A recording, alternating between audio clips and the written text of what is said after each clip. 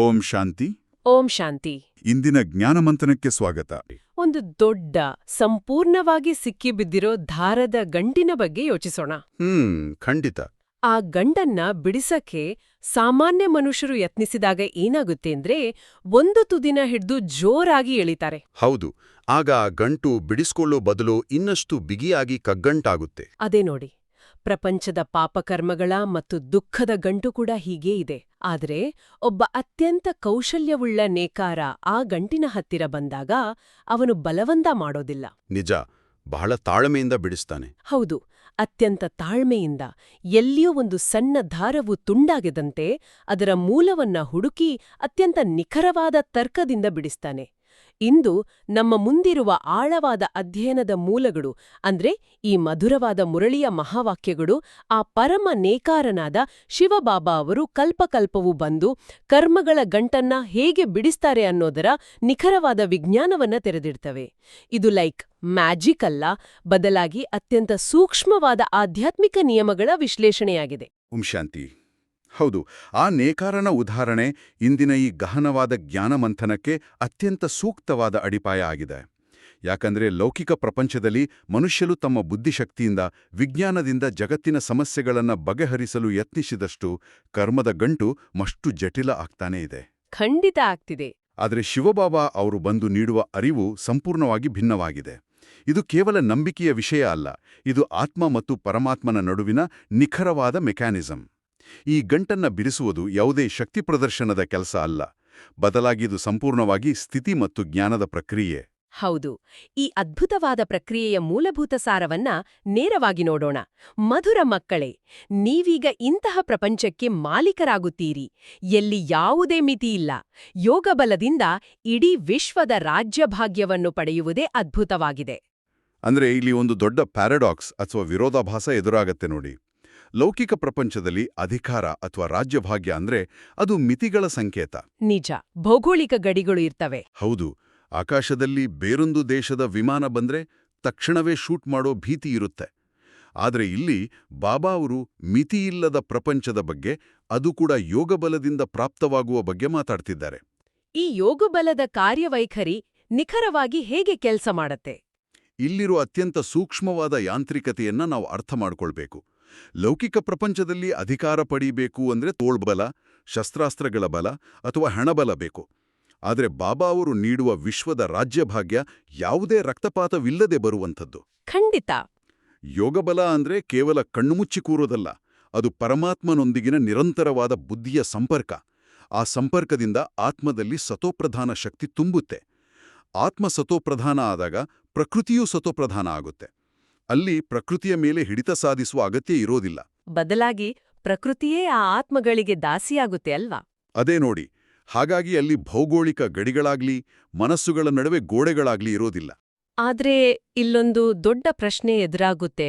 ಪರಮಾತ್ಮನಿಗೆ ಅಷ್ಟು ಶಕ್ತಿ ಇದ್ರೆ ಅವರು ಯೋಗಬಲದ ಈ ಸುದೀರ್ಘ ಪ್ರಕ್ರಿಯೆ ಮೂಲಕ ಏಕೆ ಹೋಗಬೇಕು? ಭಗವಂತ ಸರ್ವಶಕ್ತಿವಂತ ಆಗಿದ್ರೆ ಆತ ಒಮ್ಮೆಲೆ ಮ್ಯಾಜಿಕ್ ಮಾಡಿ ಈ ಗಂಟನ್ನ ಏಕೆ ಬಿಡಿಸಬಾರದು? ಇದು ಬಹಳ ಕಾಡುವ ಪ್ರಶ್ನೆ. ಹೌದು, ಇಂದಿನ ಮುರಳಿಯಲ್ಲಿರುವ ಈ ಪ್ರಶ್ನೆ ಮತ್ತು ಉತ್ತರ ನಮ್ಮ ಅನೇಕ ಸಾಂಪ್ರದಾಯಿಕ ನಂಬಿಕೆಗಳನ್ನ ಬುಡಮೇಲು ಮಾಡುತ್ತೆ. ಪ್ರಶ್ನೆ: ಡ್ರಾಮಾದ ಯಾವ ಬಂಧನದಲ್ಲಿ ತಂದೆಯೂ ಸಹ ಬಂಧಿತರಾಗಿದ್ದಾರೆ? ಭಗವಂತನಿಗೂ ಬಂಧನ ಇದೆಯಾ? ಹೌದು. ಉತ್ತರ ನೋಡಿ, ತಂದೆಯೂ ತಿಳಿಸ್ತಾರೆ, ನಾನು ಮಕ್ಕಳ ಮುಂದೆ ಬರಲೇಬೇಕಾಗಿದೆ. ಈ ಬಂಧನದಲ್ಲಿ ನಾನೂ ಸಹ ಬಂಧಿತನಾಗಿದ್ದೇನೆ. ಎಲ್ಲಿಯವರೆಗೆ ನಾನು ಬರುವುದಿಲ್ಲವೋ ಅಲ್ಲಿಯವರೆಗೆ ಗಂಟಾಗಿರುವ ಸೂತ್ರವನ್ನು ಬಿಡಿಸಲು ಸಾಧ್ಯವಿಲ್ಲ. ಬಾಕಿ ನಾನು ನಿಮ್ಮ ಮೇಲೆ ಯಾವುದೇ ಕೃಪೆ ಅಥವಾ ಆಶೀರ್ವಾದವನ್ನು ಮಾಡಲು ಬರುವುದಿಲ್ಲ. ನಾನು ಯಾರೇ ಸತ್ತಿರುವವರನ್ನು ಬದುಕಿಸುವುದಿಲ್ಲ. ನಾನು ಪತಿತರನ್ನು ಪಾವನ ಮಾಡಲು ಬರ್ತೇನೆ. ಅಬ್ಬಾ, ಇದು ಎಷ್ಟೊಂದು ಸ್ಪಷ್ಟವಾದ ಉತ್ತರ. ಭಗವಂತನೂ ಸಹ ಒಂದು ಬಂಧನದಲ್ಲಿದ್ದಾನೆ ಅನ್ನೋದು ಬಹಳ ದೊಡ್ಡ ಆಘಾತಕಾರಿ ವಿಚಾರ ಅಲ್ವಾ? ಖಂಡಿತ. ಇದು ಸಾಮಾನ್ಯ ಭಕ್ತಿ ಮಾರ್ಗದ ನಂಬಿಕೆಗಳಿಗೆ ಬಹುದೊಡ್ಡ ಸವಾಲಾಗಿದೆ. ಲೌಕಿಕ ದೃಷ್ಟಿಕೋನದಲ್ಲಿ ಮನುಷ್ಯರು ದೇವರನ್ನ ತಮ್ಮ ಇಚ್ಛೆಗಳನ್ನ ಪೂರೈಸುವ ಮ್ಯಾಜಿಷಿಯನ್ ಥರ ನೋಡ್ತಾರೆ. ಕಾಯಿಲೆ ಬಂದ್ರೆ ವಾಸಿ ಮಾಡು, ಸತ್ತವರನ್ನ ಬದುಕಿಸು, ಹಣಕಾಸಿನ ಕಷ್ಟ ದೂರ ಮಾಡು ಅಂತ ಬೇಡ್ಕೊಳ್ತಾರೆ. ಒಂದು ಅಲಾವುದ್ದೀನನ ಅದ್ಭುತ ದೀಪದ ತರಹ. ಹೌದು. ಆದರೆ ಬಾಬಾ ಇಲ್ಲಿ ಪ್ರಪಂಚದ ಅತ್ಯಂತ ನಿಖರವಾದ ಯೂನಿವರ್ಸಲ್ ಲಾನ ಬಿಚ್ಚಿಡುತ್ತಿದ್ದಾರೆ. ಈ ಡ್ರಾಮಾ ಅನ್ನೋದು ತನ್ನದೇ ಆದ ನಿಖರವಾದ ನಿಯಮಗಳ ಮೇಲೆ ನಡೆಯುತ್ತೆ. ಮತ್ತು ಸ್ವಯಂ ಪರಮಾತ್ಮನೂ ಸಹ ಆ ನಿಯಮಗಳಿಗೆ ಬದ್ಧರಾಗಿದ್ದಾರೆ. ಕೃಪೆ ಅಥವಾ ಆಶೀರ್ವಾದ ಅನ್ನೋದು ಯಾವುದೇ ಮಾಂತ್ರಿಕ ದಂಡ ಅಲ್ಲ. ಅವರ ನಿಜವಾದ ಮತ್ತು ಏಕೈಕ ಉದ್ದೇಶ ತಮೋಪ್ರಧಾನ ಆಗಿರುವ ಆತ್ಮವನ್ನ ಜ್ಞಾನ ಮತ್ತು ಯೋಗದ ಮೂಲಕ ಸತೋಪ್ರಧಾನ ಮಾಡುವುದಾಗಿದೆ. ಭೌತಿಕ ದೇಹದ ಕಾಯಿಲೆಗಳನ್ನು ವಾಸಿ ಮಾಡೋದು ಡಾಕ್ಟರ್ಗಳ ಕೆಲಸವೇ ಹೊರತು ಭಗವಂತನದ್ದಲ್ಲ. ಇದು ಎಷ್ಟೊಂದು ತಾರ್ಕಿಕವಾಗಿದೆ. ಎಲ್ಲಿಯವರೆಗೆ ಆತ್ಮ ಪಾವನ ಆಗಲ್ವೋ ಅಲ್ಲಿಯವರೆಗೆ ಬಾಹ್ಯ ಪ್ರಪಂಚದ ಸಮಸ್ಯೆಗಳನ್ನ ಬಗೆಹರಿಸೋದು ಕೇವಲ ತಾತ್ಕಾಲಿಕ ಮುಲಾಮು ಹಚ್ಚಿದ ಹಾಗೆ. ಖಂಡಿತವಾಗಿಯೂ. ಇದೇ ಕಾರಣಕ್ಕೆ ಬಾಬಾ ಹೇಳ್ತಾರೆ, ಈ ಗೀತೆಯ ಜ್ಞಾನವನ್ನ ನೇರವಾಗಿ ಭಗವಂತನಿಂದ ಕೇಳಿದಾಗ ನಮ್ಗೆ ರೋಮಾಂಚನ ಆಗ್ಬೇಕು ಅಂತ. ಆದ್ರೆ ಮತ್ತೊಂದು ವಿರೋಧಾಭಾಸ ನೋಡಿ, ಪ್ರಪಂಚದಲ್ಲಿ ಎಷ್ಟೊಂದು ಮಂದಿ ಆಚಾರ್ಯರು, ಪಂಡಿತರು, ವಿದ್ವಾಂಸರಿದ್ದಾರೆ. ಹೌದು, ಸಾಕಷ್ಟು ಜನರಿದ್ದಾರೆ. ಅವರು ಇಡೀ ಜೀವಮಾನವನ್ನ ದೊಡ್ಡ ದೊಡ್ಡ ಗ್ರಂಥಗಳನ್ನ ಓದೋದ್ರಲ್ಲೇ ಕಳೀತಾರೆ. ಆದ್ರೂ ಭಗವಂತ 5000 ವರ್ಷಗಳಿಗೊಮ್ಮೆ ಕಲ್ಪಕಲ್ಪವೂ ಬರ್ತಾರೆ ಅನ್ನ ಈ ರಹಸ್ಯ ಅವರಿಗೇಕ್ ತಿಳಿಲಿಲ್ಲ. ಅಷ್ಟೊಂದು ಬುದ್ಧಿವಂತರಿಗೂ ಈ ಸರಳ ಸತ್ಯ ಏಕೆ ಅರ್ಥ ಆಗ್ತಿಲ್ಲ? ಯಾಕಂದ್ರೆ ಇಲ್ಲಿ ಕೆಲಸ ಮಾಡ್ತಿರೋದು ಕೇವಲ ಬೌದ್ಧಿಕ ಜ್ಞಾನ ಅಲ್ಲ, ಬದಲಾಗಿ ಮಾಯೆಯ ಪ್ರಭಾವ. ಬಾಬಾ ಅವರು ಇದನ್ನ ರಾವಣನ ನೆರಳು ಅಂತ ಕರೀತಾರೆ. ರಾವಣನ ನೆರಳು? ಹೌದು. ಆ ನೆರಳು ಅಂದ್ರೆ ಅಜ್ಞಾನದ ಅತ್ಯಂತ ದಟ್ಟವಾದ ಆವರಣ. ಆ ನೆರಳಿನಲ್ಲಿ ಸಿಲುಕಿದಾಗ ಎಷ್ಟೇ ದೊಡ್ಡ ವಿದ್ವಾಂಸರಾಗಿದ್ರೂ ಅವರ ಆತ್ಮದ ಮೇಲಿನ ಜ್ಞಾನದ ಕಣ್ಣು ಮುಚ್ಚೋಗತ್ತೆ. ಪ್ರಪಂಚದಾದ್ಯಂತ ಜನರು ಮರಣದ ಸಮಯದಲ್ಲಿ ಅಥವಾ ದುಃಖದ ಸಮಯದಲ್ಲಿ ಓ ಖುದಾ, ಹೇ ರಾಮ, ಓ ಗಾಡ್ ಅಂತ ಕರೀತಾರೆ. ಕರೀತಾರೆ. ಆದರೆ ತಾವು ಯಾರನ್ನ ಕರೀತಿದ್ದೀವಿ, ಅವರೊಂದಿಗಿನ ನಮ್ಮ ಸಂಬಂಧ ಏನು ಅನ್ನೋದೇ ಅವರಿಗೆ ತಿಳಿದಿಲ್ಲ. ತಂದೆಯೂ ಸ್ವಯಂ ಬಂದು ಸಿಕ್ಕಿದ್ರೂ ಸಹ ಅವರಿಂದ ಆಸ್ತಿಯನ್ನ ಪಡೆಯುವ ಆ ಸಹಜವಾದ, ಸುಲಭವಾದ ವಿಧಾನವನ್ನ ಆತ್ಮಗಳು ಸಂಪೂರ್ಣವಾಗಿ ಮರೆತುಬಿಟ್ಟಿವೆ. ಇದು ದೇಹಾಭಿಮಾನದ ಅತ್ಯುನ್ನತ ಮಟ್ಟ. ಈ ದೇಹಾಭಿಮಾನ ಮತ್ತು ಮಾಯೆಯ ಪ್ರಭಾವದ ಬಗ್ಗೆ ಹೇಳೋದಾದ್ರೆ, ಭಗವಂತ ಎಲ್ಲಿ ಬರ್ತಾನೆ ಮತ್ತು ಆತ ಹೇಗಿದ್ದಾನೆ ಅನ್ನೋ ಬಗ್ಗೆ ಇರೋ ಭ್ರಮೆಗಳು ಇನ್ನಷ್ಟು ಆಳವಾಗಿವೆ. ನಿಜ. ಬಾಬಾ ಸ್ಪಷ್ಟಪಡಿಸ್ತಾರೆ, ಪತಿತ ಪಾವನ ತಂದೆಯೂ ಬೇರೆಲ್ಲಿಯೂ ಅಲ್ಲ, ಭಾರತದಲ್ಲಿಯೇ ಜನ್ಮ ಪಡಿತಾರೆ. ಆದಿ ಸನಾತನ ದೇವಿದೇವತಾ ಧರ್ಮವು ಭಾರತದಲ್ಲಿ ಇತ್ತು. ಆದ್ರೆ ದುರಂತ ಅಂದ್ರೆ ಆ ಧರ್ಮ ಇಂದು ಪ್ರಾಯಲೋಪವಾಗಿದೆ. ಜನರು ಕೃಷ್ಣನನ್ನೇ ಗೀತೆಯ ಭಗವಂತ ಅಂತ ತಪ್ಪಾಗಿ ತಿಳ್ಕೊಂಡಿದ್ದಾರೆ. ಅದು ಬಹಳ ದೊಡ್ಡ ತಪ್ಪು ಕಲ್ಪನೆ. ಹೌದು. ಎಲ್ಲಕ್ಕಿಂತ ದೊಡ್ಡ ಭ್ರಮೆ ಅಂದ್ರೆ ಭಗವಂತ ಸರ್ವವ್ಯಾಪಿಯಾಗಿದ್ದಾನೆ ಅನ್ನೋ ಕಲ್ಪನೆ. ಇದು ಮನುಷ್ಯರನ್ನ ಭಗವಂತನಿಂದ ಹೇಗೆ ದೂರ ಮಾಡದೆ ಅಲ್ವಾ? ಸರ್ವವ್ಯಾಪಿ ಕಲ್ಪನೆಯನ್ನ ಆಧ್ಯಾತ್ಮಿಕ ಇತಿಹಾಸದ ಬಹುದೊಡ್ಡ ದುರಂತ ಅಂತಾನೆ ಹೇಳ್ಬೋದು. ಒಂದ್ಸಲ ಯೋಚಿಸಿ ನೋಡಿ, ಭಗವಂತ ಕಣಕಣದಲ್ಲಿದ್ದಾನೆ, ಕಲ್ಲಿನಲ್ಲಿದ್ದಾನೆ, ಮರಗಿಡಗಳಲ್ಲಿದ್ದಾನೆ ಅಂದಾಗ ಆ ಪರಮಪಿತನೊಂದಿಗೆ ಒಂದು ನಿರ್ದಿಷ್ಟವಾದ ಆತ್ಮೀಯವಾದ ಸಂಬಂಧವನ್ನ ಬೆಳೆಸೋಕ್ ಹೇಗೆ ಸಾಧ್ಯ? ಸಾಧ್ಯನೇ ಇಲ್ಲ. ಪ್ರೀತಿಯ ಹರಿವಿಗೆ ಒಂದು ನಿರ್ದಿಷ್ಟ ಬಿಂದು, ಲೈಕ್ ಒಂದು ಪಾಯಿಂಟ್ ಆಫ್ ಫೋಕಸ್ ಬೇಕು. ಸರ್ವವ್ಯಾಪಿ ಅಂದಾಗ ಆ ಪ್ರೀತಿ ಚದುರಿ ಹೋಗುತ್ತೆ. ಅಲ್ಲಿ ತಂದೆ ಮತ್ತು ಮಗುವಿನ ಸಂಬಂಧವೇ ಇಲ್ಲವಾಗತ್ತೆ. ಇನ್ನು ಕೃಷ್ಣನ ಬಗ್ಗೆ ಹೇಳೋದಾದ್ರೆ, ಗೀತೆಯಲ್ಲಿ ಹಿಂಸೆಯ ಸುದರ್ಶನ ಚಕ್ರವನ್ನು ತೋರಿಸಿ ಇಡೀ ಜ್ಞಾನವನ್ನೇ ತಿರುಚಲಾಗಿದೆ. ಆದರೆ ಬಾಬಾ ಅವರು ನಮಗೆ ನೀಡುವುದು ಜ್ಞಾನಚಕ್ರ. ಇದು ಯಾವುದೇ ರಕ್ತಪಾತ ಮಾಡುವ ಆಯುಧ ಅಲ್ಲ. ಇದು 84 ಜನ್ಮಗಳ ಚಕ್ರದ ಅರಿವು. ಹೌದು, ಜ್ಞಾನಚಕ್ರ. ತ್ರಿಮೂರ್ತಿ, ಚಕ್ರ ಮತ್ತು ಕಲ್ಪವೃಕ್ಷದ ಚಿತ್ರಗಳು ಕೇವಲ ಚಿತ್ರಗಳಲ್ಲ. ಅವು ಈ ಸೃಷ್ಟಿ ನಾಟಕದ ನಿಖರವಾದ ನಕ್ಷೆಗಳು, ಅಂದ್ರೆ ಮ್ಯಾಪ್ಸ್ ಇದ್ದಾಗೆ. ಖಂಡಿತ, ಬ್ಲೂ ಪ್ರಿಂಟ್ ಇದ್ದಾಗೆ. ಶಾಸ್ತ್ರಗಳಲ್ಲಿ ಕಲ್ಪದ ಆಯುಸ್ಸನ್ನ ಲಕ್ಷಾಂತರ ವರ್ಷಗಳು ಅಂತ ಬರೆದು ಮನುಷ್ಯರನ್ನ ಸಂಪೂರ್ಣವಾಗಿ ಗೊಂದಲಕ್ಕೆ ದೂಡಲಾಗಿದೆ. ಆದರೆ ಬಾಬಾ ಬಂದು ಇದು ಕೇವಲ 5000 ವರ್ಷಗಳ ನಿಖರವಾದ ಲೆಕ್ಕಾಚಾರ ಅಂತ ಆ ಗಂಟನ್ನ ಬಿಡಿಸ್ತಾರೆ. ಆದಾಗ್ಯೂ ಈ ಜ್ಞಾನವನ್ನ ಅರಗಿಸಿಕೊಳ್ಳುವುದು ಮತ್ತು ಈ ಮಾರ್ಗದಲ್ಲಿ ನಡೆಯುವುದು ಸುಲಭದ ಮಾತಲ್ಲ. ಹೌದು, ಅದು ಸುಲಭ ಅಲ್ಲ. ಬಾಬಾ ಇಂದು ಒಂದು ಗಂಭೀರವಾದ ಎಚ್ಚರಿಕೆಯನ್ನು ನೀಡಿದ್ದಾರೆ. ಮಾಯೆ ಎಷ್ಟು ಪ್ರಬಲವಾಗಿದೆ ಅಂದ್ರೆ, ಇಂದು ನಾವು ನರನಿಂದ ನಾರಾಯಣನಾಗ್ತೀವಿ ಅಂತ ಪ್ರತಿಜ್ಞೆ ಮಾಡಿದವರು ನಾಳೆ ಈ ಮಾರ್ಗವನ್ನೇ ಬಿಟ್ಟು ಸಂಪೂರ್ಣವಾಗಿ ವಿರುದ್ಧ ದಿಕ್ಕಿಗೆ ಹೋಗ್ಬಿಡ್ತಾರೆ. ನಿಜ. ಮಮ್ಮಾರವರ ಮೋಟಾರು ಚಾಲಕನ ಉದಾಹರಣೆಯನ್ನ ಬಾಬಾ ನೀಡ್ತಾರೆ. ಅಷ್ಟು ಹತ್ರದಲ್ಲಿದ್ರೂ, ಅಷ್ಟು ಒಳ್ಳೆಯವರಾಗಿದ್ರೂ ಮಾಯೆ ಸಂಗದಲ್ಲಿ ಬಿದ್ಬಿಟ್ರಲ್ವಾ? ಇದು ನಮ್ಮ ಒಳಗಿರುವ ಸೂಕ್ಷ್ಮ ದೌರ್ಬಲ್ಯಗಳ ಮೇಲೆ ಮಾಯೆ ಮಾಡುವ ನಿಖರವಾದ ದಾಳಿ. ನಾವು ಎಲ್ಲಿವರೆಗೆ ಸಂಪೂರ್ಣವಾಗಿ ದೇಹಾಭಿಮಾನದಿಂದ ಮುಕ್ತರಾಗಲ್ವೋ ಅಲ್ಲಿಯವರೆಗೆ ಮಾಯೆಯ ಪ್ರವೇಶಕ್ಕೆ ಬಾಗಿಲು ತೆರೆದೇ ಇರುತ್ತೆ. ಅದಕ್ಕಾಗಿಯೇ ಬಾಬಾ ನಮಗೆ ವೈರಾಗ್ಯದ ಅವಶ್ಯಕತೆಯ ಬಗ್ಗೆ ಅಷ್ಟು ಒತ್ತು ನೀಡೋದು. ವೈರಾಗ್ಯ ಅಂದ್ರೆ ಕಾಡಿಗೆ ಓಡಿ ಹೋಗೋದಲ್ಲ, ಬದಲಾಗಿ ಬುದ್ಧಿಯ ಮಟ್ಟದಲ್ಲಿ ಆಗುವ ಒಂದು ದೊಡ್ಡ ಪರಿವರ್ತನೆ. ಖಂಡಿತ. ನಾವೀಗ 84 ಜನ್ಮಗಳ ಚಕ್ರದ ಕೊನೆಯಲ್ಲಿದ್ದೀವಿ. ಇದು ಪಾಪಾತ್ಮರ ಪ್ರಪಂಚ, ನರಕ. ಇಲ್ಲಿ ಸಿಗುವ ಅಲ್ಪಕಾಲಿಕ ಸುಖವು ಕಾಗವಿಷ್ಟ ಸಮಾನವಾಗಿದೆ ಅಂತ ಬಾಬಾ ಅತ್ಯಂತ ಕಠಿಣವಾದ ಪದವನ್ನು ಬಳಸ್ತಾರೆ. ಕಾಗವಿಷ್ಟ ಸಮಾನ ಅಂದ್ರೆ ಕಾಗೆಯ ಮಲಕ್ಕೆ ಸಮ. ಹೌದು. ಈ ಪದಬಳಕೆಯ ಹಿಂದಿನ ಉದ್ದೇಶ ಏನಂದ್ರೆ, ಲೌಕಿಕ ಸುಖದ ಮೇಲಿರುವ ನಮ್ಮ ಆಕರ್ಷಣೆಯನ್ನ ಬೇರು ಸಹಿತ ಕಿತ್ತು ಹಾಕುವುದು. ಯಾಕಂದ್ರೆ ಈ ಹಳೆಯ ಪ್ರಪಂಚದಿಂದ ಬುದ್ಧಿಯ ಯೋಗವನ್ನ ತೆಗೆಯುವುದೇ ನಿಜವಾದ ಪುರುಷಾರ್ಥದ ಮೊದಲ ಮೆಟ್ಟಿಲು. ಆ ಆಕರ್ಷಣೆ ಕಿತ್ತು ಬಂದಾಗ ಮತ್ತು ವೈರಾಗ್ಯ ಮೂಡಿದಾಗ ಮಾತ್ರ ನಿಜವಾದ ಸಮರ್ಪಣೆ ಸಾಧ್ಯ. ಸಮರ್ಪಣೆ ಅಥವಾ ತ್ಯಾಗದ ಬಗ್ಗೆ ಮಾತನಾಡುವಾಗ ಬಾಬಾ ಅವರು ಕರ್ಮದ ಲೆಕ್ಕಾಚಾರದ ಮತ್ತೊಂದು ಅದ್ಭುತ ವಿಜ್ಞಾನವನ್ನ ಬಿಚ್ಚಿಡ್ತಾರೆ. ಯಾವ ವಿಜ್ಞಾನ ಅದು? ದ್ವಾಪರ ಯುಗದಿಂದ ಮನುಷ್ಯರು ದಾನಪುಣ್ಯಗಳನ್ನ ಮಾಡ್ತಾ ಬಂದಿದ್ದಾರೆ. ಗೀತೆಯಲ್ಲಿ ಕೃಷ್ಣನ ಹೆಸರಿರೋದ್ರಿಂದ ಶ್ರೀಕೃಷ್ಣಾರ್ಪಣಂ ಅಂತ ಹೇಳ್ತಿದ್ರು. ಆದ್ರೆ ಬಾಬಾ ಹೇಳ್ತಾರೆ, ನಾವು ಈಗ ಎಲ್ಲವನ್ನೂ ಈಶ್ವರಾರ್ಪಣಂ ಅಂದ್ರೆ ಸಾಕ್ಷಾತ್ ಶಿವಬಾಬಾಗೆ ಅರ್ಪಿಸ್ಬೇಕು. ಆಗ ಮಾತ್ರ 21 ಜನ್ಮಗಳ ಪ್ರಾಪ್ತಿ ಸಿಗತ್ತೆ. ಭೌತಿಕವಾಗಿ ನೋಡಿದ್ರೆ ಎರಡೂ ದಾನವೇ ಅಲ್ವಾ? ದ್ವಾಪರದಿಂದಲೇ ಧರ್ಮರಾಜನ ಪಾತ್ರವೂ ಇದೆ. ಹಾಗಾದ್ರೆ ಈಶ್ವರಾರ್ಪಣಂ ಮಾಡೋದ್ರಿಂದ ಮಾತ್ರ 21 ಜನ್ಮಗಳ ಬ್ಯಾಲೆನ್ಸ್ ಹೇಗೆ ಸೃಷ್ಟಿಯಾಗತ್ತೆ? ಇದರ ಹಿಂದಿನ ಲಾಜಿಕ್ ಏನು? ಇದೊಂದು ಅದ್ಭುತವಾದ ಪ್ರಶ್ನೆ. ಇದರ ಹಿಂದಿನ ಯಾಂತ್ರಿಕತೆಯನ್ನ ಅರ್ಥ ಮಾಡಿಕೊಳ್ಳೋಣ.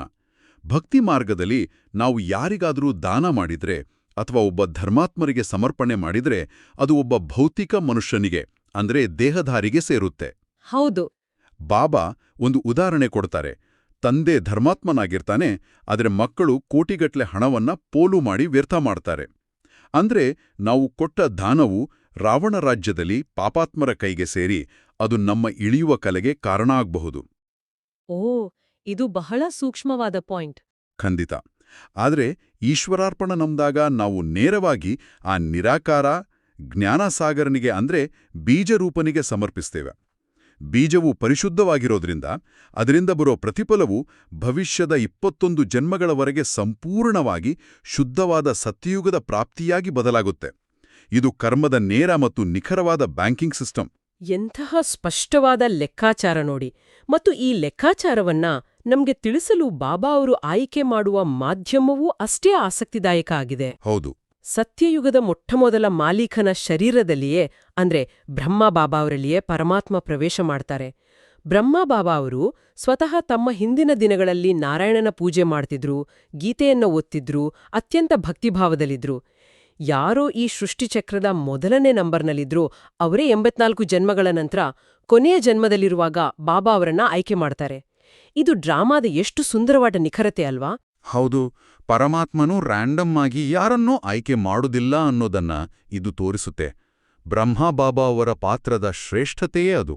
ಆದರೆ ಇದೇ ಸಮಯದಲ್ಲಿ ಬಾಬಾ ಅವರು ನಮ್ಮಿಂದ ಅಂದ್ರೆ ಸಾಮಾನ್ಯ ಜನರಿಂದ ಬಹಳ ದೊಡ್ಡ ನಿರೀಕ್ಷೆಗಳನ್ನೇನೂ ಇಟ್ಕೊಂಡಿಲ್ಲ. ಲೌಕಿಕ ಜೀವನದಲ್ಲಿ ನಮಗೆ 16 ಗಂಟೆಗಳ ಕಾಲಾವಕಾಶವನ್ನ ನೀಡಿದ್ದಾರೆ. ಲೌಕಿಕ ಕೆಲಸಗಳನ್ನ ಮಾಡಿ ಸಂಸಾರವನ್ನ ನಿಭಾಯಿಸಿ, ಆದರೆ ಕನಿಷ್ಠ 8 ಗಂಟೆಗಳ ಕಾಲ ತಂದೆಯ ನೆನಪಿನಲ್ಲಿ ಅಂದ್ರೆ ಮನ್ಮನಾಭವ ಸ್ಥಿತಿಯಲ್ಲಿರಲು ಪುರುಷಾರ್ಥ ಮಾಡಿ ಅಂತ ಹೇಳ್ತಾರೆ. ಈ ಮನ್ಮನಾಭವ ಅನ್ನೋದೇ ಏರುವ ಕಲೆಯ ಏಕೈಕ ಮಂತ್ರ.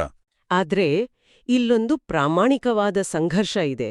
ಇದನ್ನ ನಾವು ಒಪ್ಕೊಳ್ಳೇಬೇಕು. ಇಂದಿನ ಬಿಡುವಿಲ್ಲದ ಜೀವನದಲ್ಲಿ 8 ಗಂಟೆಗಳ ಯೋಗ ಅಂದ್ರೆ ಅದು ಅಸಾಧ್ಯ ಅಂತ ಹಲವರಿಗೆ ಅನಿಸುತ್ತೆ. ಹೌದು, ಬಹಳ ಜನ ಹಾಗೆ ಅನ್ಕೊಳ್ತಾರೆ. 16 ಗಂಟೆಗಳ ಕಾಲ ಕಾರ್ಪೊರೇಟ್ ಕೆಲಸಗಳು, ಸಂಸಾರದ ಜವಾಬ್ದಾರಿಗಳು, ಟ್ರಾಫಿಕ್ ಇವುಗಳ ನಡುವೆ ಮಾನವನ ಮಿಡುಳು ಏಕಕಾಲದಲ್ಲಿ ಸಂಕೀರ್ಣವಾದ ಲೌಕಿಕ ಕೆಲಸವನ್ನೂ ಮಾಡ್ತಾ ಆಳವಾದ ಆಧ್ಯಾತ್ಮಿಕ ಸ್ಥಿತಿಯನ್ನು ಕಾಪಾಡಿಕೊಳ್ಳೋದು ಹೇಗೆ ಸಾಧ್ಯ? ಇದು ಕೇವಲ ಹಿನ್ನೆಲೆಯಲ್ಲಿ ಓಡುವ ಒಂದು ಆಪರೇಟಿಂಗ್ ಸಿಸ್ಟಮ್ ರೀತಿಯಲ್ಲಿದೆಯೋ ಅಥವಾ ಸಕ್ರಿಯವಾದ ಧ್ಯಾನವೋ? ಇದು ಖಂಡಿತವಾಗಿಯೂ ಒಂದು ಸವಾಲು, ಆದರೆ ಅಸಾಧ್ಯ ಅಲ್ಲ. 8 ಗಂಟೆಗಳ ಯೋಗ ಅಂದ್ರೆ ಎಲ್ಲವನ್ನೂ ಬಿಟ್ಟು ಕಣ್ಣುಮುಚ್ಚಿ ಕುಳಿತುಕೊಳ್ಳೋದಲ್ಲ. ಇದು ಕರ್ಮಯೋಗ. ಕೆಲ್ಸ ಮಾಡ್ತಲೇ ಬುದ್ಧಿ ತಂದೆ ಜೊತೆಗಿರಬೇಕು. ಲೈಕ್ ಒಂದು ಬ್ಯಾಕ್ಗ್ರೌಂಡ್ ಪ್ರೋಸೆಸ್ ತರ. ಹೌದು, ಇದು ಹಿನ್ನೆಲೆಯಲ್ಲಿ ಸದಾ ನಡೆಯುವ ಆಪರೇಟಿಂಗ್ ಸಿಸ್ಟಮ್ ಇದ್ದಂತೆಯೇ. ಮತ್ತು ಇದಕ್ಕೆ ಅತ್ಯಂತ ಬಲಿಷ್ಠವಾದ ಅಡಿಪಾಯ ಅಂದ್ರೆ ಮುಂಜಾನೆಯ ಅಮೃತವೇಳೆ. ಬಾಬಾ ಸ್ಪಷ್ಟವಾಗಿ ಹೇಳ್ತಾರೆ, 2 ರಿಂದ 5 ಗಂಟೆಯವರೆಗೂ ಅತ್ಯಂತ ಶಕ್ತಿಶಾಲಿಯಾದ ವಾಯುಮಂಡಲ ಇರುತ್ತೆ. ಆ ಸಮಯದನ ಯೋಗವು ಕೇವಲ ಶಾಂತಿಯಲ್ಲ, ಅದು ಯೋಗಾಗ್ನಿಯಾಗಿ ಪರಿವರ್ತನೆಯಾಗುತ್ತೆ. ಜನ್ಮ ಜನ್ಮಾಂತರಗಳ ವಿಕರ್ಮಗಳ ಹೊರೆ ಆತ್ಮದ ಮೇಲಿದೆ. ಆ ಹೊರೆಯನ್ನು ಸುಟ್ಟು ಭಸ್ಮ ಮಾಡಲು ಈ ಯೋಗಾಗ್ನಿಯೇ ಏಕೈಕ ಮಾರ್ಗ. ಇಲ್ಲಿ ಒಂದು ಅದ್ಭುತವಾದ ಪಾಯಿಂಟ್ ನನ್ಗೆ ಹೊಳಿತಿದೆ. ಬಾಬಾ ಅವರು ರಾತ್ರಿಯ ನಿದ್ರೆಯನ್ನ ಆತ್ಮಾಭಿಮಾನಿ ಸ್ಥಿತಿ ಅಂತ ಕರೀತಾರೆ. ಹೌದು, ಯಾಕೇಳಿ? ಯಾಕಂದ್ರೆ ನಿದ್ದೆಯಲ್ಲಿ ದೇಹದ ಪ್ರಜ್ಞೆ ಸಂಪೂರ್ಣವಾಗಿ ಸ್ಥಗಿತಗೊಂಡಿರುತ್ತೆ. ಅಂದ್ರೆ ದೇಹಾಭಿಮಾನ ಶಟ್ಡೌನ್ ಆಗಿರುತ್ತೆ. ಅಂದ್ರೆ ಆ ದೇಹ ಪ್ರಜ್ಞೆ ಇಲ್ಲದಿದ್ದಾಗಿಲೇ ಮುಂಜಾನೆ ಎದ್ದು ಆ ಪ್ರಜ್ಞೆ ಮರಳಿ ಬರೋ ಮುನ್ನವೇ ಪರಮಾತ್ಮನೊಂದಿಗೆ ಸಂಪರ್ಕ ಬೆಳೆಸುವುದು ಯೋಗಾಗ್ನಿಯನ್ನ ಪ್ರಜ್ವಲಿಸುವ ಅತ್ಯಂತ ಸುಲಭವಾದ ಮತ್ತು ವೈಜ್ಞಾನಿಕವಾದ ವಿಧಾನ ಅಲ್ವಾ? ನಿಖರವಾಗಿ. ದೇಹಪ್ರಜ್ಞೆ ಎಚ್ಚರಗೊಳ್ಳುವ ಮೊದಲೇ ಆತ್ಮವನ್ನ ಪರಮಾತ್ಮನ ಫ್ರೀಕ್ವೆನ್ಸಿಗೆ ಟ್ಯೂನ್ ಮಾಡೋದು. ಇದು ಎಷ್ಟೊಂದು ಆಳವಾದ ಜ್ಞಾನಮಂಥನ ನೋಡಿ. ನಿಜ. ಮುರಳಿಯ ಪ್ರತಿಯೊಂದು ವಾಕ್ಯವೂ ನಮ್ಮ ಅಂತರಂಗದ, ಕರ್ಮದ ಮತ್ತು ಆತ್ಮದ ವಿಜ್ಞಾನವನ್ನ ಅತ್ಯಂತ ಸ್ಫಟಿಕದಂತೆ ಸ್ಪಷ್ಟವಾಗಿ ಬೆಳಗಿಸುತ್ತೆ. ನಿಜಕ್ಕೂ. ಈ ಅದ್ಭುತವಾದ ಜ್ಞಾನದ ಚರ್ಚೆಯ ನಂತರ ಬಾಬಾ ಅವರು ನಮ್ಗೆ ಕಳುಹಿಸಿರುವ ಆ ಮಧುರವಾದ ನೆನಪು ಮತ್ತು ಪ್ರೀತಿಯನ್ನ ನಾವೆಲ್ಲರೂ ಒಂದು ಕ್ಷಣ ಸಂಪೂರ್ಣ ಮೌನದಲ್ಲಿ, ಯಾವುದೇ ವಿಶ್ಲೇಷಣೆ ಇಲ್ಲದೆ ಆ ತಂದೆಯ ನೇರವಾದ ಮಾತುಗಳ ಮೂಲಕವೇ ಸ್ವೀಕರಿಸೋಣ. ಮಧುರಾತಿ ಮಧುರ. ಅಗಲಿ ಹೋಗಿ ಮರಳಿ ಸಿಕ್ಕಿರುವ ಮಕ್ಕಳ ಪ್ರತಿ ಮಾತಾಪಿತಾ ಬಾಬ್ದಾದವರವರ ನೆನಪು, ಪ್ರೀತಿ ಹಾಗೂ ಸುಪ್ರಭಾತ. ಆತ್ಮಿಕ ಮಕ್ಕಳಿಗೆ ಆತ್ಮಿಕ ತಂದೆಯ ನಮಸ್ತೆ. ಬಾಬಾರವರ ಆ ಅಗಾಧವಾದ ಮತ್ತು ನಿಷ್ಕಲ್ಮಶವಾದ ಪ್ರೀತಿಯನ್ನ ತುಂಬಿಕೊಂಡ ನಂತರ ಈಗ ನಾವು ಅದನ್ನ ನಮ್ಮ ಜೀವನದಲ್ಲಿ ಪ್ರಾಯೋಗಿಕವಾಗಿ ಹೇಗೆ ಧಾರಣೆ ಮಾಡಬೇಕು ಅನ್ನೋದರ ಕಡೆಗೆ ಸಾಗೋಣ. ಖಂಡಿತ. ಧಾರಣೆಗಾಗಿ ಮುಖ್ಯ ಸಾರದಲ್ಲಿ ಬಾಬಾ 2 ಸ್ಪಷ್ಟವಾದ ನಿರ್ದೇಶನಗಳನ್ನ ನೀಡ್ತಾರೆ. ಒಂದನೇದು, ತಂದೆಯ ಜೊತೆ ಸೀಧಾ ಮತ್ತು ಸತ್ಯವಾಗಿ ನಡೆಯಬೇಕು. ಕಲ್ಯಾಣಕಾರಿ ತಂದೆಯ ಮಕ್ಕಳಾಗಿ ಸರ್ವರ ಕಲ್ಯಾಣ ಮಾಡಬೇಕು. ಎರಡನೇದು, ಕರ್ಮ ಮಾಡ್ತಾ ಕನಿಷ್ಠ 8 ಗಂಟೆಗಳ ಕಾಲ ನೆನಪಿನ ಸ್ಥಿತಿಯಲ್ಲಿರಬೇಕು. ಇದರಿಂದ ವಿಕರ್ಮಗಳ ಹೊರೆ ಇಳಿಯುತ್ತದೆ. ಸತ್ಯವಾಗಿ ನಡೆಯುವುದು ಅಂದ್ರೆ ನಮ್ಮ ಅಂತರಂಗದಲ್ಲಿ ಯಾವುದೇ ಮುಚ್ಚುಮರೆ ಇರಬಾರದು. ಲೌಕಿಕ ಪ್ರಪಂಚದಲ್ಲಿ ಮನುಷ್ಯರು ಒಳಗೆ ಒಂದು ಹೊರಗೆ ಒಂದು ಮುಖವಾಡಗಳನ್ನು ಧರಿಸ್ತಾರೆ. ಹೌದು, ಡಬಲ್ ಫೇಸ್ ಇರುತ್ತೆ. ಆದರೆ ಭಗವಂತನ ಮುಂದೆ ಆ ಮುಖವಾಡಗಳು ಕೆಲಸ ಮಾಡೋದಿಲ್ಲ. ಆಂತರಿಕ ಸತ್ಯತೆ ಇಲ್ಲದಿದ್ರೆ ಪರಮಾತ್ಮನೊಂದಿಗೆ ಆ ಕನೆಕ್ಷನ್ ಸಾಧ್ಯವೇ ಇಲ್ಲ. ನಿಜ. ಇನ್ನು 8 ಗಂಟೆಗಳ ಯಾದ್ ಸ್ಥಿತಿಯ ಬಗ್ಗೆ ನಾವು ಆಗಲೇ ಚರ್ಚಿಸಿದ ಹಾಗೆ ಇದು ನಮ್ಮ ನಿರಂತರ ಎಚ್ಚರಿಕೆಯ ಸ್ಥಿತಿಯನ್ನ ಬೇಡುತ್ತೆ. ಕೈಯಲ್ಲಿ ಕೆಲಸ ನಡೀತಿರ್ಬೋದು, ಆದರೆ ಸ್ಮೃತಿಯಲ್ಲಿ ನಾನು ಒಂದು ಚೈತನ್ಯ ಆತ್ಮ, ಪರಮಾತ್ಮನ ಮಗು ಅನ್ನೋ ಅರಿವು ಅಚಲವಾಗಿರಬೇಕು. ಆ ಅರಿವು ಅಚಲವಾಗಿದ್ದಾಗ ಮಾತ್ರ ನಾವು ಬಾಬಾ ಅವರು ಇಂದು ನೀಡಿರುವ ವರದಾನವನ್ನ ನಮ್ಮದಾಗಿಸ್ಕೊಳ್ಳೋಕೆ ಸಾಧ್ಯ. ಇಂದಿನ ವರದಾನ ಅತ್ಯಂತ ಉದಾರವಾದ ಸ್ಥಿತಿಯನ್ನ ವಿವರಿಸುತ್ತೆ.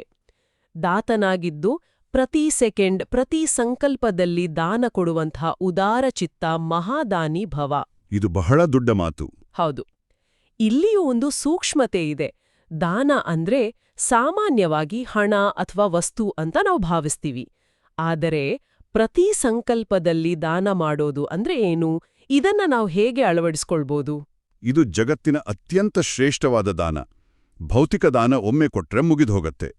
ಆದರೆ ಸಂಕಲ್ಪದ ಮೂಲಕ ದಾನ ಕೊಡುವುದಂದ್ರೆ ನಾವು ಯಾರಿಗಾದ್ರೂ ಒಂದು ಶುದ್ಧವಾದ, ಸಕಾರಾತ್ಮಕವಾದ, ಶಕ್ತಿಶಾಲಿಯಾದ ವಿಚಾರವನ್ನ ರವಾನಿಸೋದು. ಅಂದ್ರೆ ನಮ್ಮ ಥಾಟ್ಸ್ ಮೂಲಕ. ಹೌದು. ಉದಾಹರಣೆಗೆ, ಒಬ್ರು ಅಶಾಂತಿಯಿಂದ ಬಳಲ್ತಿದ್ರೆ ನಾವು ಅವರನ್ನ ನೋಡಿ ಇವರ ಎಂಥ ಅದ್ಭುತವಾದ ಶಾಂತ ಸ್ವರೂಪ ಆತ್ಮ ಅಂತ ಮನಸ್ಸಿನಲ್ಲಿ ಶುಭ ಸಂಕಲ್ಪ ಮಾಡಿದ್ರೆ ಆ ಸಂಕಲ್ಪದ ಶಕ್ತಿ ಅವರ ಆತ್ಮವನ್ನ ತಲುಪಿ ಅವರಿಗೆ ಬಲ ನೀಡುತ್ತೆ. ಇದೇ ನಿಜವಾದ ಮಹಾದಾನಿ ಸ್ಥಿತಿ. ಎಂಥ ಸುಂದರವಾದ ವಿಚಾರ. ಆದ್ರೆ ಈ ದಾನವನ್ನ ನೀಡಲು ನಮ್ಮೊಳಗಿನ ಆಧ್ಯಾತ್ಮಿಕ ಭಂಡಾರವು ಜ್ಞಾನ ಮತ್ತು ಯೋಗಬಲದಿಂದ ಸಂಪನ್ನವಾಗಿರಬೇಕು. ಮತ್ತು ಈ ಭಂಡಾರವನ್ನ ಸಂಪನ್ನವಾಗಿಟ್ಟುಕೊಳ್ಳಲು ಇಂದಿನ ಸ್ಲೋಗನ್ ನಮ್ಮ ಪುರುಷಾರ್ಥಕ್ಕೆ ಒಂದು ಪ್ರಮುಖ ಕೀಲಿಕೈಯನ್ನ ನೀಡುತ್ತೆ. ಪ್ರತಿಯೊಂದು ಸಬ್ಜೆಕ್ಟ್ನಲ್ಲಿ ಪೂರ್ಣಾಂಕಗಳನ್ನ ಜಮಾ ಮಾಡಿಕೊಳ್ಬೇಕಂದ್ರೆ ಗಂಭೀರತೆಯ ಗುಣದ ಧಾರಣೆ ಮಾಡಿಕೊಳ್ಳಿರಿ. ಗಂಭೀರತೆ ಅಂದ್ರೆ ಲೈಕ್ ಸೀರಿಯಸ್ನೆಸ್. ಸಾಮಾನ್ಯವಾಗಿ ಮುಖವನ್ನ ಸದಾ ಗಂಟಿಕೊಂಡಿರೋದು, ನಗದೇ ಇರೋದು ಅಂತ ತಪ್ಪಾಗಿ ಭಾವಿಸಲಾಗುತ್ತೆ. ಆದ್ರೆ ಆಧ್ಯಾತ್ಮಿಕ ಗಂಭೀರತೆ ಅಂದ್ರೆ ಬೇರೆ ಅಲ್ವಾ? ಖಂಡಿತವಾಗಿಯೂ.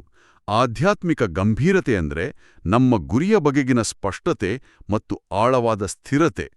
ಎಂತಾದೇ ಬಿರುಗಾಳಿ ಬಂದ್ರೂ, ಎಂತಾದೇ ಪರಿಸ್ಥಿತಿ ನಿರ್ಮಾಣ ಆದ್ರೂ ನಮ್ಮ ಮನಸ್ಸು ವಿಚಲಿತ ಆಗ್ಬಾರ್ದು. ನಿಜ, ಮೆಚ್ಯೂರಿಟಿ ಇರ್ಬೇಕು. ಹೌದು. ಜ್ಞಾನ, ಯೋಗ, ಧಾರಣೆ ಮತ್ತು ಸೇವೆ ಈ 4 ವಿಷಯಗಳಲ್ಲಿ ನಾವು ಕೇವಲ ಮೇಲ್ನೋಟದ ಆಸಕ್ತಿಯನ್ನ ತೋರಿಸದೆ ಆಳವಾದ ಮುರಿಯದ ಬದ್ಧತೆಯನ್ನ ತೋರಿದಾಗ ಮಾತ್ರ ಪೂರ್ಣಾಂಕಗಳನ್ನ ಪಡೆಯಲು ಸಾಧ್ಯ. ಇದು ಆತ್ಮದ ಪ್ರಬುದ್ಧತೆಯನ್ನ ತೋರಿಸುತ್ತೆ. ಪ್ರಬುದ್ಧತೆಯ ಜೊತೆಗೆ ಇರಬೇಕಾದ ಮತ್ತೊಂದು ಗುಣದ ಬಗ್ಗೆ ಅವ್ಯಕ್ತ ಸೂಚನೆಯಲ್ಲಿ ಬಾಪ್ ದಾದಾ ಅವರು ತಿಳಿಸ್ತಾರೆ. ಮಹಾನರಾಗಲು ಮಧುರತೆ ಮತ್ತು ನಮ್ರತೆಯ ಗುಣ ಧಾರಣೆ ಮಾಡಿ. ಅಹಂಕಾರವು ನಮ್ಮನ್ನ ತಗ್ಗಲು ಬಿಡೋದಿಲ್ಲ, ಆದ್ರೆ ಸ್ವಯಂ ಬಾಗುವುದರಿಂದ ಅನ್ಯರನ್ನ ಬಾಗಿಸಬಹುದು ಅಂತ ಬಾಬಾ ಎಚ್ಚರಿಸ್ತಾರೆ. ಫಾಲೋ ಫಾದರ್ ಮಾಡಬೇಕು ಅನ್ನೋ ಸೂಚನೆಯಲ್ಲಿದೆ. ಲೌಕಿಕ ಪ್ರಪಂಚದಲ್ಲಿ ನಮ್ರತೆ ಅನ್ನೋದನ್ನ ದೌರ್ಬಲ್ಯ ಅಂತ ಭಾವಿಸಲಾಗುತ್ತೆ. ಆದರೆ ಅಧ್ಯಾತ್ಮದಲ್ಲಿ ಅದು ಅತಿದೊಡ್ಡ ಶಕ್ತಿ. ಕಾಯಿಗಳಿಂದ ತುಂಬಿದ ಮರ ಮಾತ್ರ ಬಾಗುತ್ತೆ. ಖಂಡಿತ. ಶಿವಬಾಬಾ ಅವರು ಇಡೀ ವಿಶ್ವನ ಮಾಲೀಕರಾಗಿದ್ರೂ ಎಷ್ಟು ನಮ್ರತೆಯಿಂದ ಬ್ರಹ್ಮಬಾಬರವರ ಸಾಧಾರಣ ಶರೀರದಲ್ಲಿ ಬರ್ತಾರೆ ನೋಡಿ. ನಮ್ಮ ಸೇವಕರಾಗಿ ಬರ್ತಾರೆ. ಎಲ್ಲಿ ನಿರ್ಮಾಣತೆ ಇರುತ್ತೋ ಅಲ್ಲಿ ಆವೇಶ ಇರೋದಿಲ್ಲ, ಬದಲಾಗಿ ಅಪ್ಪಟ ಆತ್ಮೀಯತೆ ಇರುತ್ತೆ. ಆ ಆತ್ಮೀಯತೆಯೇ ಇತರರ ಹೃದಯವನ್ನ ಶಾಶ್ವತವಾಗಿ ಗೆಲ್ಲುತ್ತೆ. ಇದನ್ನೇ ನಾವು ಫಾಲೋ ಫಾದರ್ ಮಾಡಬೇಕಾಗಿದೆ. ಎಂತಹ ಅದ್ಭುತವಾದ ಮಾರ್ಗದರ್ಶನ! ಈ ಸಂಪೂರ್ಣ ಜ್ಞಾನಮಂಥನವನ್ನ, ಧಾರಣೆ, ವರದಾನ ಮತ್ತು ಸ್ಲೋಗನನ್ನ ನಮ್ಮ ಅಂತರಂಗದಲ್ಲಿ ಆಳವಾಗಿ ಇಳಿಸಿಕೊಳ್ಳಲು ನಾವೀಗೆ ನಿಧಾನವಾಗಿ ಒಂದು ಆಳವಾದ ಧ್ಯಾನದ ಸ್ಥಿತಿಗೆ ಸಾಗೋಣ. ಭೌತಿಕ ಪ್ರಪಂಚದ ವೇಗವನ್ನ ಸಂಪೂರ್ಣವಾಗಿ ಶಾಂತಗೊಳಿಸೋಣ. ದೈಹಿಕ ಪ್ರಪಂಚದ ಎಲ್ಲ ಶಬ್ದಗಳಿಂದ, ಎಲ್ಲ ಜವಾಬ್ದಾರಿಗಳಿಂದ ಗಮನವನ್ನ ನಿಧಾನವಾಗಿ ಒಳಮುಖವಾಗಿ ತರೋಣ. ಮಸ್ತಕದ ಮಧ್ಯದಲ್ಲಿ ಒಂದು ಪ್ರಕಾಶಮಾನವಾದ, ಅತ್ಯಂತ ಶಾಂತವಾದ ಜ್ಯೋತಿಯನ್ನ ದೃಶ್ಯೀಕರಿಸೋಣ. ನಾನೊಂದು ಚೈತನ್ಯ ಶಕ್ತಿ, ನಾನು ಪ್ರಶಾಂತವಾದ ಆತ್ಮ. ನನ್ನ ಪರಮಪಿತ ಶಾಂತಿಯ ಸಾಗರ ಶಿವಬಾಬಾ ಅವರ ದಿವ್ಯ ಬೆಳಕು ನಿರಂತರವಾಗಿ ನನ್ನ ಮೇಲೆ ಬೀಳುತ್ತಿದೆ. ಆ ಪರಮ ಪ್ರಕಾಶದಲ್ಲಿ, ಆ ಯೋಗಾಗ್ನಿಯಲ್ಲಿ ಜನ್ಮ ಜನ್ಮಾಂತರಗಳ ವಿಕರ್ಮಗಳ ದಾರದ ಗಂಟುಗಳು ನಿಧಾನವಾಗಿ ಮಂಜುಗಡ್ಡೆಯಂತೆ ಕರಗುತ್ತಿವೆ.